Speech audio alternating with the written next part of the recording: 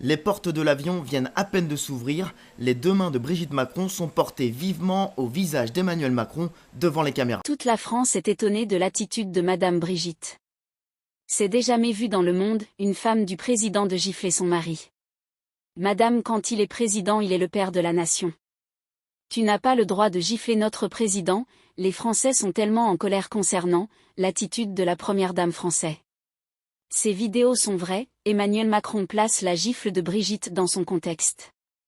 Le monde entier a bel et bien vu ce qui s'est passé entre Emmanuel Macron et son épouse, la première dame Brigitte dans l'avion, lors de son voyage au Vietnam. La tension était palpable et tout le monde a pu voir Brigitte refuser de prendre la main de son époux. Mais le président de la République nie tout en bloc.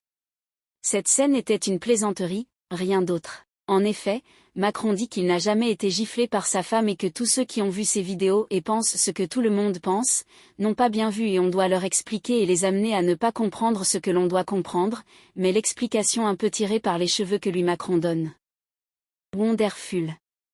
Rien de tout ça n'est vrai, pourtant les vidéos sont vraies, a déclaré le président de la République française.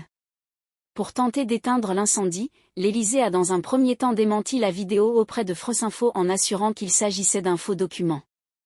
Finalement, quelques heures plus tard, l'entourage d'Emmanuel Macron a fait marche arrière et s'est ravisé.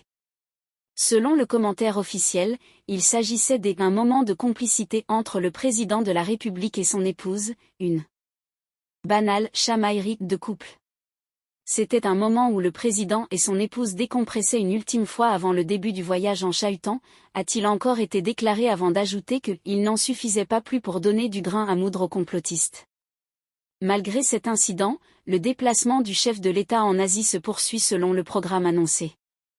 Pour rappel, Emmanuel Macron espère signer des contrats importants dans le nucléaire civil. Si ça vous a plu, n'oubliez pas de vous abonner et de cliquer sur la cloche de notification pour ne pas rater mes prochaines vidéos.